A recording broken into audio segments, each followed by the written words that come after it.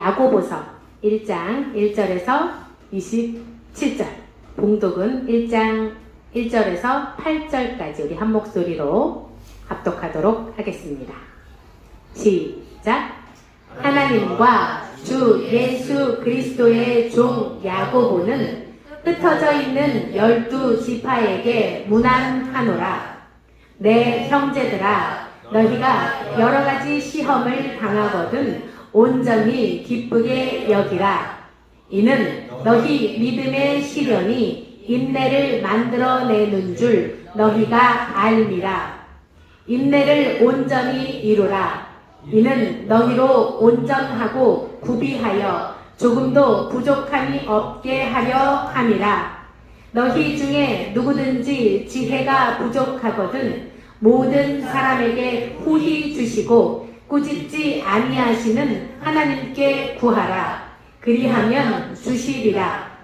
오직 믿음으로 구하고 조금도 의심하지 말라. 의심하는 자는 마치 바람에 밀려 요동하는 바다 물결 같으니 이런 사람은 무엇이든지 주께 얻기를 생각하지 말라. 두 마음을 품어 모든 일에 정함이 없는 자로다. 아멘. 오늘은 당신은 시련이 반가우신가요? 라는 말씀으로 박철수 목사님께서 말씀 전해주시겠습니다. 그래서 찬송가에 보면은 시험이라는 이야기가 좀 계속 나왔거든요. 근데 엄밀하게 보면은 우리가 시험이라는 말을 잘못 쓰고 있는 경우가 굉장히 많아요. 내가 시험을 당한다. 하나님께서 나를 시험하신다. 그런데 이제 성경을 보면은 야고보서에서도 나오지만은 하나님은 아무에게도 시험을 당하지 아니하시고 시험을 하지도 아니하신다. 이렇게 야고보 사도가 이야기를 하고 있어요. 근데 하나님께서 시험을 안 하는 건 아니에요. 시험을 하셔요. 아브라함 보면은 분명히 시험을 하셨거든요. 잘 살고 있는 아브라함에게 그렇게 하시잖아요. 내 친척 본토 아비집을 떠나서 내가 가라는 곳으로 가라. 어디로 가라고도 말씀을 안 하셨어요. 그리고 말씀하시죠. 너로 복이 되게 할 것이다. 내 후손이 하늘의 별처럼 바닷가의 모래처럼 많게 할 것이다. 그리고 너는 창대하게 될 것이다. 이런 말씀을 하시거든요. 근데 그게 시험이 아니라고 그러면은 그게 만약에 유혹이라고 그러면은 하나님께서 아브라함을 유혹을 하셨어야죠. 내가 너에게 후손을 주겠다. 너를 창대하게 하겠다. 너를 복이 되게 하겠다.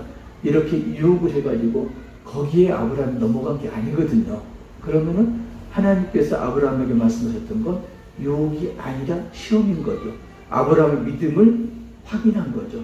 네가 정말로 이런 상황에서 내 말대로 따라주겠니? 믿음을 확인하는 시험의 과정이죠. 또 보면은 야곱과 요셉 같은 경우도 이제 시험인가 유혹인가 좀 아리송해요. 그래서 야곱과 요셉을 보면은 시험하고 유혹을 우리가 좀 분간할 수가 있습니다. 야곱을 보면은 야곱이 시련을 당하잖아요. 그 시련이라는 건 시험 결과도 시련이고요. 유혹의 대가도 시련이에요. 고난을 겪는 건 똑같아요. 시험의 결과로도 고난을 당하고요.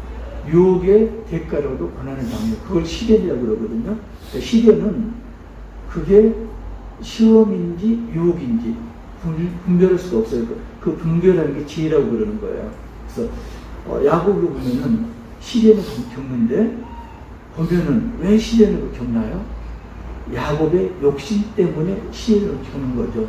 장자권 문제 때문에. 하나님께서 분명히 장자도 세워주겠다 말씀하셨는데 불구하고 장자권을 강탈을 하잖아요. 형 에서에게 그리고 아버지 이삭을 속이면서까지 강탈을 하죠. 그건 야곱의 욕심이 작용한 거죠. 그래서 야곱 사도가 이야기하는 게 욕심이 장성한 즉 죄를 낳고 죄가 장성한 즉 사망을 낳는다. 이렇게 이야기를 해요. 그러니까 유혹이라는 거, 이거 시발점은 욕심인 거죠. 그런데 요셉 같은 경우는 형들이 질투해서 죽이려고 했다가 노예로 팔아넘기고 그리고 보디발 아내로 유혹을 당하고 이런 시련을 겪거든요. 근데 요셉이 어떤 욕심이 있어서 그 결과로 시련을 당하는 게 아니죠. 하나님께서 지금 요셉이 고람되오의 삶, 하나님 앞에서 삶을 사는지 아닌지 그걸 시험하는 과정이 지금 시련으로 나타난 거죠. 그러니까 야곱 같은 경우는 그 시련이 욕심 때문에 그 욕심이라는 건 유혹이죠. 유혹이 넘어간 거예요. 그래서 온 거고 요셉 같은 경우는 하나님께서 시험에서 온 거고 조금 다른 거죠. 그래서 야고보 사도는 그 시험하고 유혹을 분간해야 된다. 시련이라는 건 똑같이 나타나지만 이게 시험의 결과일 수도 있고 유혹의 결과일 수도 있다. 이렇게 전체적으로 말하고 있습니다. 그래서 1절을 보면은 야고보 사도가 이렇게 말하죠. 하나님 그리고 예수 그리스도의 종 야고보 자기 자신을 이렇게 소개해요. 그리고 이게 이제 서신문이잖아요. 편지글. 그 편지글을 보면은 우리도 편지 요즘 편지 잘 안 쓰죠. 옛날에는 편지 좀 많이 썼는데 특별히 저 같은 경우 연애 편지를 이만큼 많이 썼었는데 편지를 쓰면은 처음 첫머리가 받는 사람을 이야기하잖아요. 사랑하는 순이에게 아니면 아버님 전산성 아니면은 디어 누구누구 이렇게 하잖아요. 이게 이제 인사말 첫 글이고요. 여기에 이제 편지를 받는 사람이 나타나죠. 이걸 소신자라고 그래요. 받는 사람. 그리고 편지 마지막에 발신자가 나타나죠. 프롬 누구로부터. 그죠? 너의 사랑하는 첫수로부터. 불효자 올림. 이렇게 하잖아요. 그리고 처음 수신자하고 발신자 사이가 편지 번 글이죠. 하고 싶은 내용. 그런데 지금 오늘 본문을 보면은 1절에 지금 발신자와 수신자가 동시에 나타나고 있어요. 발신자는 누구? 사도 야고보. 근데 그 사도 야고보가 누구라고요? 하나님 그리고 예수 그리스도의 종. 수신자가 누군가요? 흩어져 있는 12지파. 그러니까 흩어져 있는 12지파는 디아스포라 유대인들을 말하는 거예요. 그렇다면은 이 당시 상황을 우리가 좀 알아야 되거든요. 야고보가 지금 흩어져 있는 디아스포라 유대인들에게 편지를 보냈는데 왜 보냈을 건가? 어떤 상황에 처해 있는 유대인들에게 편지를 보냈는가? 이걸 좀 알아야 되거든요. 지금 야고보가 편지를 보낸 시점은 스데반이 돌에 맞아서 순교를 하죠. 그죠? 그리고 로마에 있던 유대인들이 그리스도 기독교인들을 박해를 하죠. 그리고 로마 정부가 정치적으로 압박을 서서히 가하기 시작하죠. 그래서 유대인들이 로마에 있는 기독교인들을 쫓아내죠. 그래서 로마에 있던 기독교인들이 각지로 흩어집니다. 그게 디아스포라 유대인들이에요. 그러면은 자기가 일궈놨던 경제적 기반을 전부 놔두고 쫓겨나는 거예요. 그런데 엎친 데 겹친 격으로 그 당시에 흉년이 들었어요. 그러면은 경제적인 기반도 다 없어졌죠. 그리고 자기가 살지 않던 낯선 곳으로 지금 추방된 상황이죠. 흉년이 들어서 먹을 것도 없는 상황이죠. 엎친 데 겹친 격이거든요. 그러면은 이 사람들이 지금 신분도 한없이 낮아진 신분이고, 그리고 경제적으로도 정말로 비천한 상황에 처한 그런 상황이죠. 이런 상황에 처한 유대인들에게 야고보가 지금 위로의 편지를 보낸 거죠. 너희들 시련을 당한다고 해서 좌절하지 마라. 이런 맥락으로 지금 편지를 보낸 겁니다. 그런데 성경에 보면은 야고보가 몇 살이 나와요. 우리가 가장 잘 아는 요한의 형 야고보. 이 야고보는 어떻게 됐나요? 가장 먼저 순교를 당한 예수님 제자죠. 야고보, 순교한 야고보가 있고요. 그 다음에 알페오 아들 야고보도 있고요. 그리고 예수님 돌아가시는 그 장면을 보면은 마리아의 아들 야고보 요새 이렇게 나와요. 그 야고보도 있고, 그리고 사도 유다의 아버지도 야고보다 이렇게 이야기를 하는데, 예수님 동생 중에 한 사람도 야고보죠. 그런데 이 야고보가 처음부터 예수님을 믿었나요? 그렇지 않았죠. 예수님을 미쳤다고 여겼죠. 그래서 마가복음에 보면은 예수님의 어머니하고 형제들하고 친척들이 예수님을 잡으러 와요. 미쳤다는 소문이 도니까. 그러니까 전도를 하는데 그 모습이 마치 정상적인 사람이 아니고 미친 사람처럼. 왜 그러냐면은 예수님은 일자무식이잖아요. 교육을 안 받은 사람이고 목수였는데 그 입에서 나오는 메시지는 유대인 랍비보다도 더 뛰어난 그런 말씀을 전했거든요. 그래서 귀신 들렸다, 미쳤다, 이 소문이 예수님 귀까지 도달한 거죠. 그래서 그 소문을 들은 마리아하고 형제 자매 친척들이 미친 예수님을 잡으러 옵니다. 그러니까 이 야고보는 형 예수가 미친 사람이라고 변처가 된 그런 사람이었죠. 그런데 야고보가 예수님이 순교당하고 부활 승천하는 걸 목격한 다음에 어떤 신분이 되나요? 예루살렘 교회의 지도자가 됩니다. 그러니까 지금 편지 쓰는 입장의 야고보는 예루살렘 교회의 지도자 신분이에요. 그 지도자, 종교 지도자 야고보가 디아스포라 유대인들에게 편지를 씁니다. 낮은 자는 자기의 높음을 자랑하고, 말이 안 되는 이야기죠. 신분이 낮고 정말로 가난뱅이고 이러는데 자랑할 게 없잖아요. 근데 야고보가 자랑하는 건 뭐냐면은 너희들이 그 현재 신분은 비천하고 가난하지만 너희들은 예수님을 영접하고 하나님의 아들들이 됐다. 그래서 내세에는 누구다? 하나님의 아들이라는 신분을 가졌다. 하나님 아들이라는 높은 신분을 가졌으니까 그 높은 신분을 자랑해라. 이런 말씀인 거죠. 그러니까 낮은 자는 자기의 높음을 자랑하고, 그리고 그 다음 절에 3절에 나오는 거 높은 자, 부한 자가 나와요. 부한 자는 부자도 해당되지만은 높은 사람도 해당되죠. 부한 자는 자기의 낮음을 자랑하라. 그러니까 그 낮은 자가 자기의 높음을 자랑하는 건 이해가 가는데 부한 자가 자기의 낮음을 자랑한다. 이건 참 이해가 안 가거든요. 그런데 야고보가 그 다음에 어떤 이야기를 하냐면은 들의 풀꽃을 이야기해요. 아름다운 들꽃도 해가 뜨겁게 비추고, 그리고 동풍이라는 게 열기를 간직한 건조한 바람이거든요. 열기가 몰아치면은 시든다. 물질도 마찬가지다. 풍요로워 보이지만은 그게 없어지는 건 한순간이다. 누가복음에서도 예수님 부자에 대한 비유를 드시죠. 한 농부가 있었는데 어느 해에 수확량이 엄청난 거예요. 그래서 이 농부가 어떻게 이야기하나요? 곡식을 저장할 창고가 없는 거예요. 그러니까 내가 창고를 다시 새로 지어서 곡식을 저장하고 먹고 마시고 즐기자. 하나님이 뭐라고 그러잖아요? 하나님이 말씀하셨어요. 어떻게 해요? 오늘 밤에 내가 내 목숨을 거둘지 어떻게 아느냐? 그러니까 물질이라는 건 아무 소용이 없다는 거죠. 생명하고 물질을 비교하면은 생명에 대해서는 물질은 하찮은 거죠. 오늘 밤에 내 목숨을 거둔다면 네가 그렇게 소중히 여기든 물질이 아무 소용이 없다. 이렇게 말씀을 하십니다. 그래서 부한 자가 물질이 아니라 하나님을 믿으면은, 그러면은 자기가 낮아지는 거죠. 부한 위치에서 가난한 위치로, 그러면은 구원을 받을 것이다. 5절에 보면 이제 그런 말이 나와요.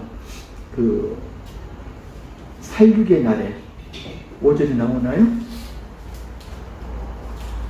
지금 다른데 지금 제가요 그 마라톤을 보고 오니까 처음 보는 게 있어가지고 자꾸 이렇게 오늘 설교도 그럴 것 같아요. 엉뚱한 일도 갖다가 알아보다 그럴 것 같아요. 원래 오던 길로 안 와가지고 지금 잠깐 샜습니다.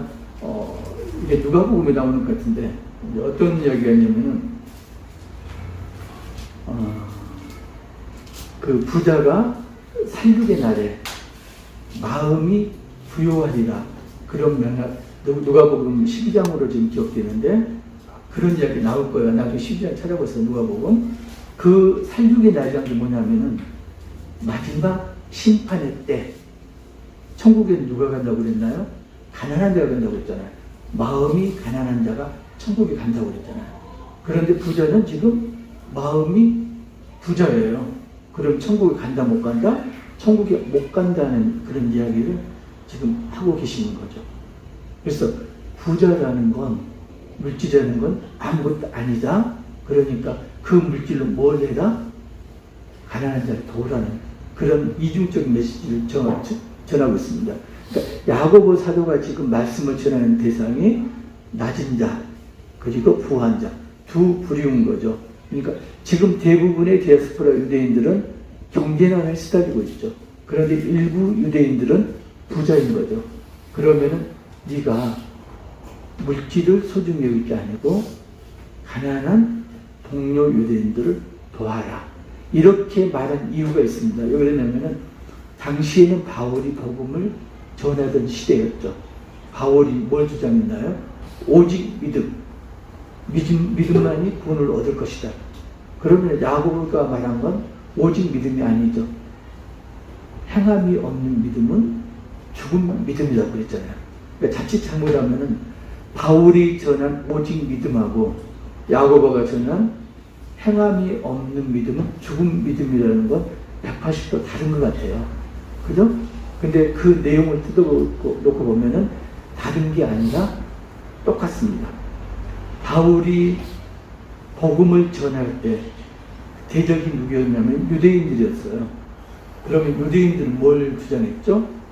율법 지키는, 율법의 행위를 지키는데 목숨을 걸었잖아요. 그래서 그 유대인들을 향해서 바울이 이야기한 거죠. 구원은 행위로 얻는 게 아니고 믿음으로 얻는 거야. 믿음만이 구원할 수가 있어. 이렇게 주장했던 거고요. 야고보는 좀 다르죠.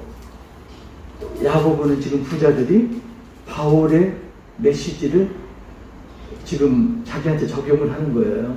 구원은 오직 믿음만 가능하다고 했어. 그러니까 내가 내 마음대로 살아도 돼. 쟤들 죽어도 아무 소용없어. 굶어도 괜찮아. 나만 잘 먹고 잘 샀었는데 나는 이미 구원받았으니까. 이렇게 여기고 있단 말이에요. 그래서 야고보가 그게 아니다. 네가 행함으로 선행을 베푸지 않으면 너는 구원을 받지 못한다. 이런 이중적인 메시지를 전하고 있습니다. 그런데 야고보가 이야기하죠. 시련을 당하거든 기뻐하라. 그런데 우리가요, 시련 당하면 기쁜가요? 시련이 반가워요? 안 그렇잖아요. 시련을 당하면은 누구나 시련에서 벗어나려고 발버둥을 치죠. 시련은 전혀 기쁜 게 아니고 반가운 게 아니죠. 시련은 없을수록 내가 좋은 거죠. 그런데 야고보는 역설적으로 시련을 당하거든 기뻐하라. 이렇게 이야기하고 있습니다. 지금 개혁 개정에서는 시험하고 유혹하고 시련은 이걸 구분을 하지 않고요. 혼용해서 쓰고 있어요. 유혹도 시험이라고 그러고 시련도 시험이라고 그러고. 그런데 공동 번역이 있어요. 천주교하고 개신교가 합쳐서 성경을 번역한 게 있거든요. 그걸 공동 번역서라고 그러는데 공동 번역에 보면은 시험, 유혹, 시련을 구분해서 써놓고 있습니다. 그러니까 야고보서에 나오는 이 모든 건 지금 시험이 아니라 시련이라고 지금 번역을 하고 있습니다. 그래서 시련을 당하는데 기뻐하라. 왜냐? 시련이 인내를 만든다. 그잖아요. 맷집이라고 그러잖아요. 얻어맞다 보면은 이렇게 내성이 생기잖아요. 그러니까 시련을 당하다 보면은 인내가 생기는 거죠. 근데 그 인내가 뭘 만든다? 인내가 결국은 너를 부족함이 없는 온전한 사람으로 만들 것이다. 그리고 12절에 보면은 시련에 필요한 덕목이 나옵니다. 시련을 어떻게 견뎌내야 되나? 지혜롭게 견뎌내야 된다. 지혜라는 말이 나와요. 그러면 지혜가 뭘 건가? 제가 그 경찰이 지혜롭지 못했다고 이야기를 했었는데 지혜가 뭘 건가? 야고보는 지혜를 두 가지로 나눠서 설명합니다. 하나는 땅 위의 지혜, 또 하나는 위로부터 난 지혜. 땅 위의 지혜는 정욕 그리고 사탄이 가져다 두는 그런 지혜를 말하고요. 그러면 그건 어떤 건가요? 온갖 불의한 것들. 이게 땅 위에서 난 지혜죠. 위로부터 난 지혜는 성령에 의해서 얻은 지혜. 이게 이제 우리가 열매를 얻잖아요. 하나님께 달란트를 주시는데 그런 달란트 하나하나가 전부 지혜에 해당되죠. 그러니까 막말로 말하면 그런 거가 있어요. 우리가 흔히 저만 쓰나 모르겠는데 똥인지 된장인지 꼭 맛을 봐야 아는 그런 이야기 하잖아요. 그죠? 똥인지 된장인지 맛보지 않고도 분별하는 거. 그게 지혜인 거죠.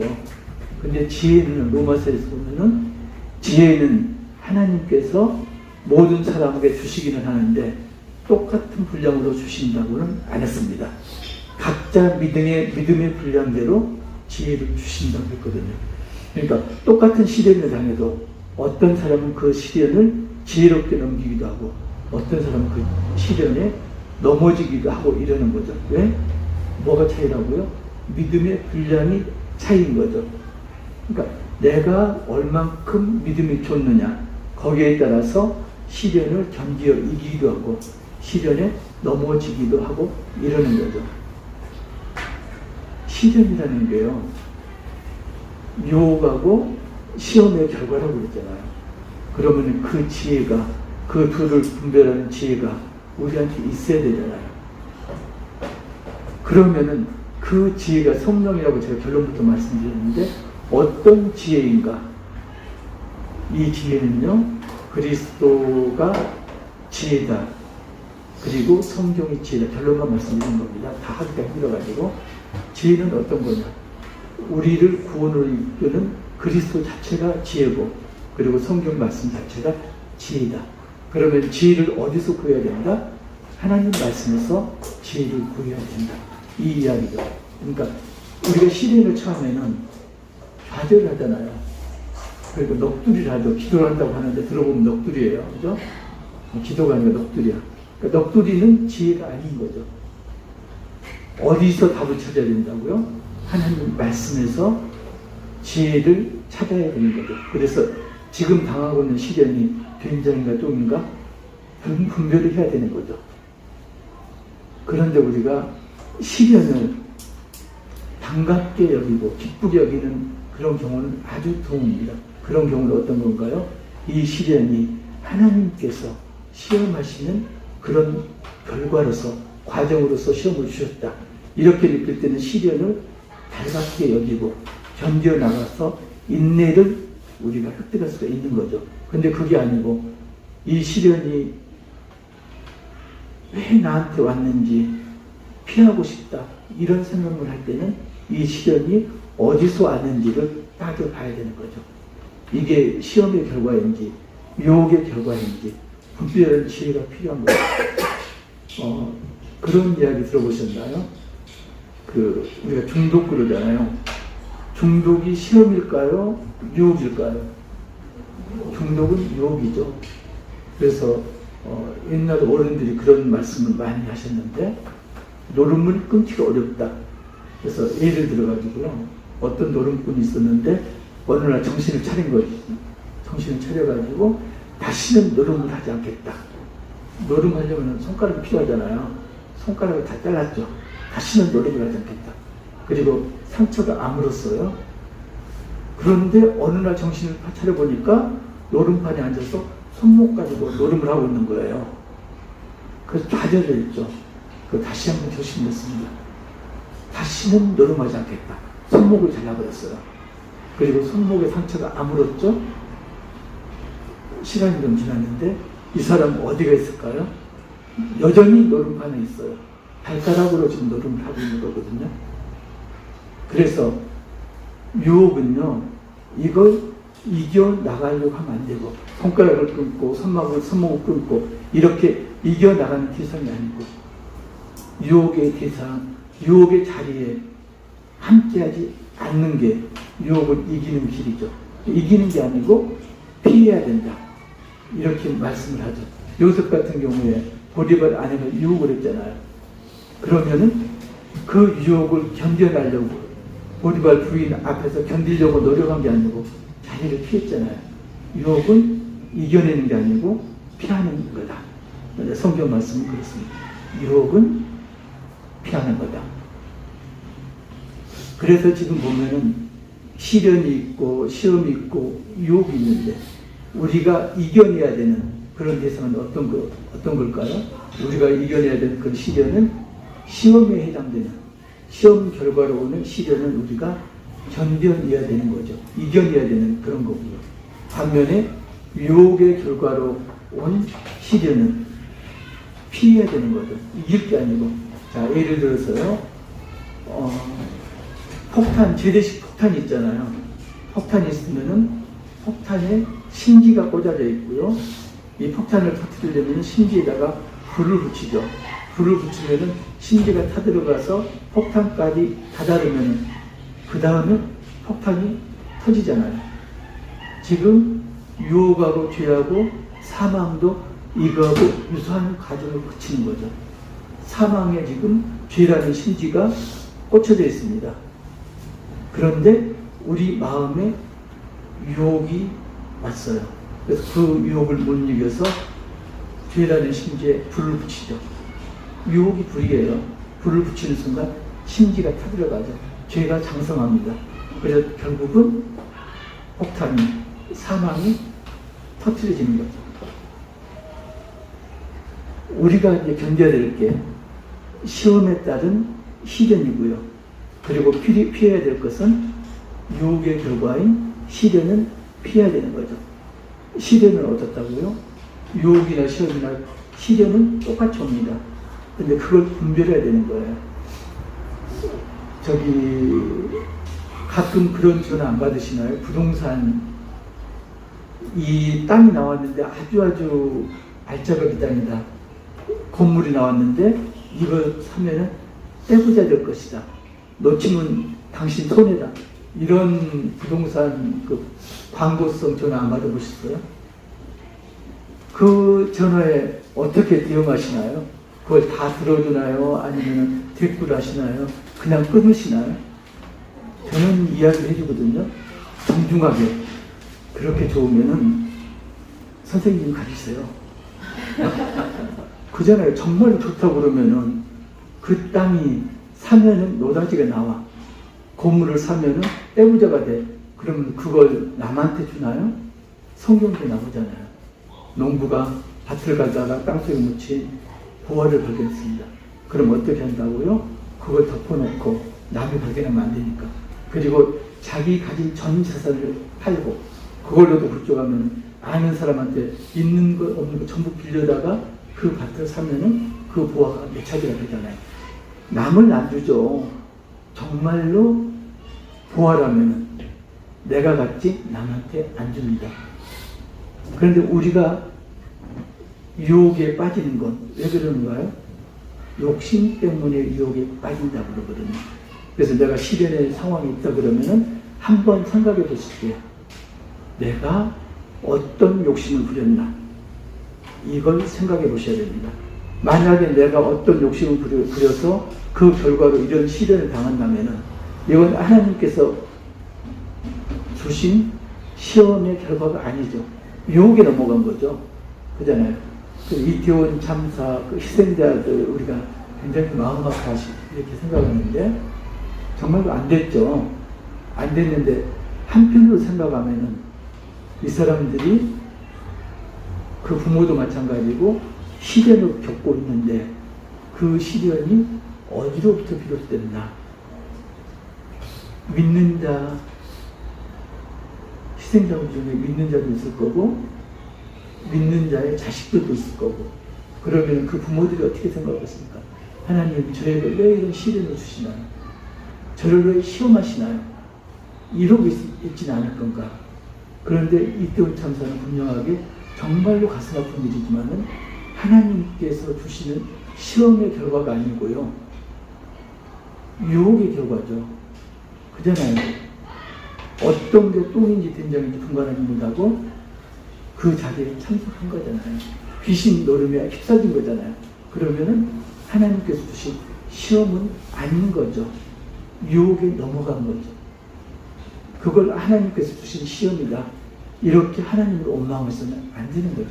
정말로 그 사고 자체는 일어나서는 안 되는 사고고, 이 사람들은 정말로 불쌍한 사람들이지만 엄밀히 말하면 유혹의 결과물인 거죠. 말씀을 정리합니다. 야고보가 말하는 시험, 유혹, 시련, 우리는 이걸 분간해서 생각을 해야 됩니다. 결과로서의 시련은 똑같이 나타납니다. 고통스럽게 나타나죠. 그런데 원인을 따지면 하나님께서 주시는 시험의 결과로서의 시련은 우리가 견뎌 나가야 됩니다. 그런데 내 욕심으로 인해서 내가 욕심이 있어서 유혹에 빠져가지고 시련을 당했다면 그건 견디어 나가는 대상이 아니고 빨리 빠져나와야 되는 거죠. 폭탄이 터지기 전에 도망해야 되는 거고요. 여러분들 시련에 빠져 있습니까? 아주 힘든 상황이십니까? 한번 생각을 해보셔야 돼요.